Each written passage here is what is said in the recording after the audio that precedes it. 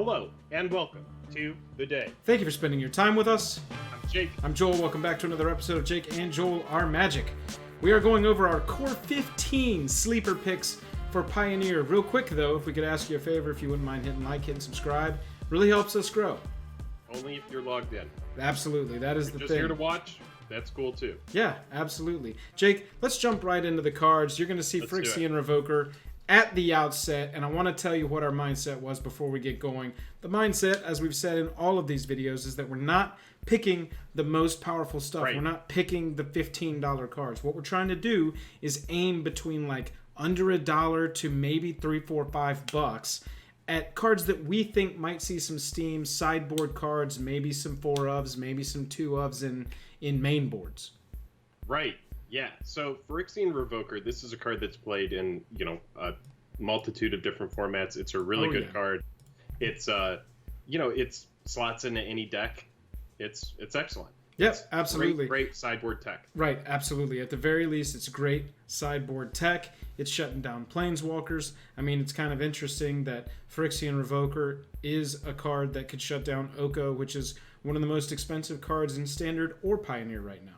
Yeah, it is. It's bonkers, that card. Yep, absolutely. That is one that I think will be one to watch. After that, here's another construct, another little Phyrexian construct coming at you, Scuttling Doom Engine, if I can speak. Yeah, I like Scuttling Doom Engine. This was a card that I brewed around with Chief Engineer in the set, and it never really got there, but maybe with a wider array of cards, it could. It's definitely too slow for Modern, but it's a really, really fun card, and it has a lot of power if you can make it work. Absolutely. In an Ugin deck, it becomes 4 cost. In an Affinity deck, it gets cheaper.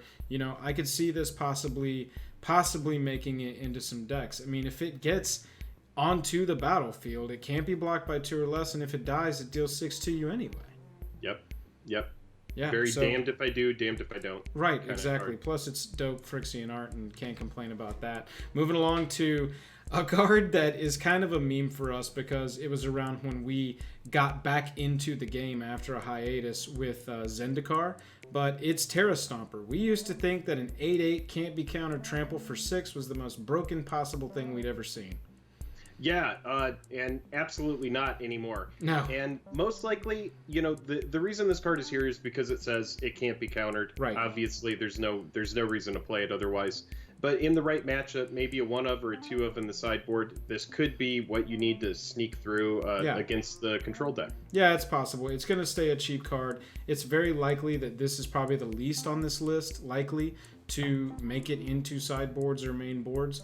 But because it says can't be countered, it's got a possibility. I mean, alongside Ceratops and things like that are the can't be countered tech for green beady decks, I could see Terra Stomper maybe being at least tried out. Yeah, I like that it has that keyword trample. If not for that, I would probably stay away. Yeah, it's useless. It really has to have the text that it has to even be considered on this list. Moving along, we got Return to the Ranks. Now, this is a card that a white weenie deck loves. Yeah, I really like this card, and it being sorcery speed might hold it back a little bit, but the Convoke here is really, really nice. Convoke is great, and then they come from the graveyard to the battlefield. And so for every one that you can get, it's not going to your hand. It's not going on top of your library. Straight to the battlefield, you get the ETBs again. You're able to attack the next turn. Like you said, it would be dope if it was instant speed. So you could do a Their EOT and then drop like some kind of Anthem and swing big on that next turn. But I mean, it's a way to rebuild. It's that sorcery speed, but it gets your board back going after a board wipe. I will say this, if you're playing Teferi, Time Raveler, it can be played at instant speed. So there's an argument there. I think it's one of those cards. I do remember when it came out, everybody was really hyped on it, and I don't really think it did anything. I do think it's an excellent EDH card, but maybe Pioneer will turn things around. Yeah, absolutely. I think it speaks to the power level of Teferi that you would consider running him in some kind of white weenie deck splashing blue just so that you could play Return to the Ranks at instant speed. I mean, yeah, for real. He's so dope. Next up, Spectral Ward. I mean, you want a better Boggles card, you're not going to be able to find a better Aura. It's a little expensive. I think that's the main argument against it. But +2/+2, pro all colors. I mean, it's not getting blocked. It's swinging through. This is like a finisher Aura, you know? Yeah, for sure. I think it's something that maybe you tutor up using like a Heliod's Pilgrim or something like that. Right, yeah, and you run us as a 1-of or a 2-of in your Boggles deck, so you can get that finishing blow in there. Yep. Next up, we got Chief Engineer. You already mentioned it. This is one that's going to make an artifact deck or infinity deck, make it so powerful that it's got to have a piece banned or, you know, turn into some kind of Pioneer Urzatron deck.